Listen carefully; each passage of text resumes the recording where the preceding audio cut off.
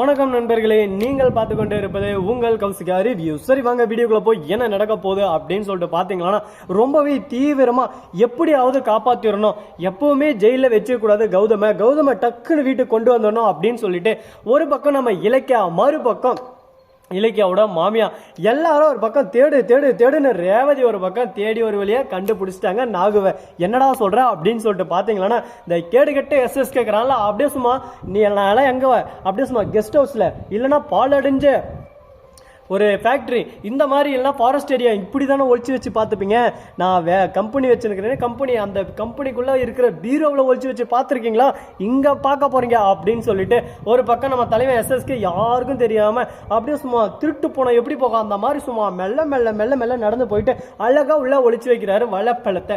உடனே பார்க்கணுமே எல்லா ரூமையும் கிளீன் பண்ணோம். அதாவது நாங்கள் வந்து கிளீனிங் வேலை செய்யறதுக்கு போகிறாங்க, மாஸ்கை போட்டு கவர் அப் பண்ண போகிறாங்க. அந்த சமயத்தில் எஸ்எஸ்கே பண்ணுற கேப் மாதிரி தானே முள்ள மாதிரி தானே எல்லாத்தையும் வாட்ச் பண்ணுறாங்க. ஓகே, இந்த ரூமில் தான் எங்கேயும் நாங்கள் ஒழிச்சு வச்சுக்கிறான்னு சொல்லிட்டு இந்த பக்கம் அந்த பக்கம்னு சொல்லிட்டு நம்ம ரேவதியை பார்த்துன்னு இருக்காங்க. திடீர்னு பார்த்தா தடன்னு சவுண்டு எங்கேருந்து வருதுன்னு சொல்லிட்டு பீரோவில் திறக்கலான்னு பார்த்தா சாவியா அட்டா, என்னடா இது கொடுமை அப்படின்னு சொல்லிட்டு உடனே கிட்ட போயிட்டு டொக் டொக் டொக் டொக்குன்னு தட்டுறாங்க. என்னதான் தட்டினாலும் எதுதான் தட்டினாலும் அங்கே எந்த ஒரு ரெஸ்பான்ஸும் வரல, சவுண்டு மட்டும்தான் வருது. ஒருவேளை என்ன இருக்கும் ஏதா இருக்குன்னு சொல்லிட்டு தெரியல, குழப்பத்தில் தான் இருக்கு. அப்படி இருந்தாலும் இந்த பக்கம் ஒரு தருதல வருதுங்க. அது போலதான் நம்ம ரேவதி எப்படியோ ஒரு வழியா கண்டுபிடிச்சிடுறாங்க. கண்டுபிடிச்சாலும் பிரச்சனை இல்லை, எல்லாத்தையும் நம்ம பார்த்துவோமே அப்படின்னு சொல்லிட்டு ரொம்பவே நம்பிக்கையா இருக்காங்க. சரி, அந்த மாதிரி எல்லாம் ஒரு பக்கம் இருக்க, மறுபக்கம் என்ன நடக்குதுன்னு சொல்லிட்டு பாத்தீங்கன்னா, நம்ம ரேவதி இருக்காங்கல்ல, அவங்க இருந்து சொன்ன மாதிரி ஒரு பக்கம் சொல்லி வச்சு அடிப்பாங்க. எப்படின்னு சொல்லிட்டு பாத்தீங்கன்னா, இந்த விஷயத்தை எப்படியோ ஒரு வெளியே நம்ம மல்லிக்கு சொல்லிடுறாங்க. யாராது அப்படின்னு சொல்லிட்டு பாத்தீங்கன்னா வேற யாரும் இலக்கியாதாங்க.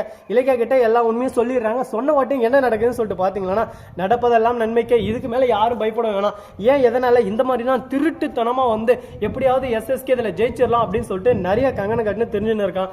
அந்த வேலை பருப்பு இது எதுவுமே இங்க வேகாதுங்க. ஏன் எதுக்கு இப்படி நான் சொல்றேன் அப்படின்னு சொல்லிட்டு பாத்தீங்கன்னா, எல்லாமே ஒரு சூதாட்டன்னே வச்சுக்கலாம். எப்படியாவது நிரந்தரமா கௌதம ஜெயிலே வச்சிடணும் அப்படின்னு சொல்லிட்டு சதி திட்டம் போயின்னு இருக்கு. ஆனா இது வாய்ப்பு இல்லை. எப்படி இருந்தாலும் அவர் வெளியே வந்துருவாரு. இது முழுக்க நம்ம இலக்கியா இருக்காங்களா, அவங்க செய்யற சதி திட்டங்க. ஏன் எதனால அப்படின்னு சொல்லிட்டு பாத்தீங்கன்னா, நம்ம கௌதம பொறுத்த வரைக்கும் எஸ்எஸ்கே முழுக்க எதிரியா இருக்காங்க. ஆனா இது எல்லாத்தையும் உடைச்சு எறிவேன், இதுல நான் ஜெயிப்பேன் அப்படின்னு சொல்லிட்டு ஃபுல் கான்பிடண்டா இருக்காங்க நம்ம இலக்கியா. அது மட்டும் இல்லாம மறுபக்கம் என்ன நடக்குதுன்னு சொல்லிட்டு பாத்தீங்கன்னா, கார்த்தி எங்கடா போன டே கார்த்தி மாமா அப்படின்னு சொல்லிட்டு நம்ம கூப்பிடலாம். ஆனா கார்த்தி இருக்காப்லயே அவர் சரியான ஒரு பேக்கு. அந்த அஞ்சலி இருக்கிறாளே, அவளை பத்தி சொல்லவே தேவையில்லைங்க.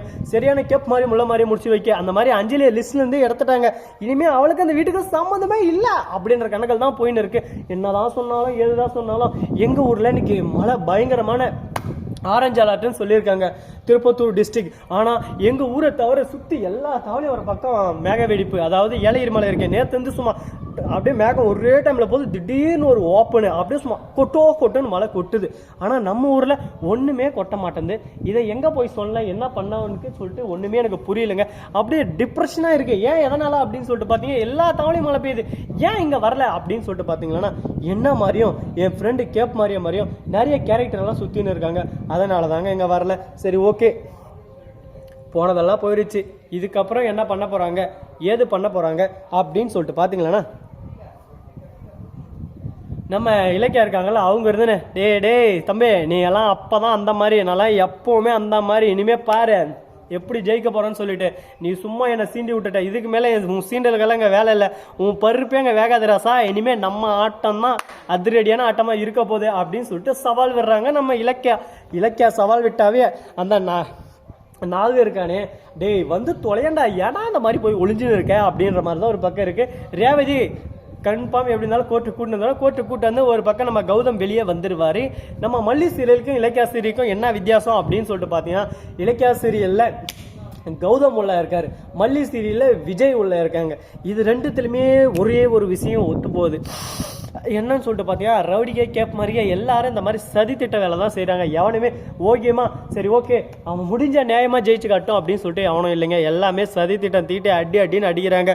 நம்ம ரேவதி கையில் தான் இப்போ இருக்கிறது. ரேவதிமா தாயே எப்படி ஆனா நாங்கள் கூட்டம் தான், ஜானிக்கு சொல்லே தேவையில்ல. அப்படியே சும்மா ஒரு பக்கம் ஃபோன் பண்ணி ரேவதி கண்டுபிடிச்சிட்டே இல்லையா ரேவதி அப்படின்னு சொல்லிட்டு கேட்டுன்னு இருக்காங்க. என்ன சொல்கிறது சொல்லுங்க பார்க்கலாம்.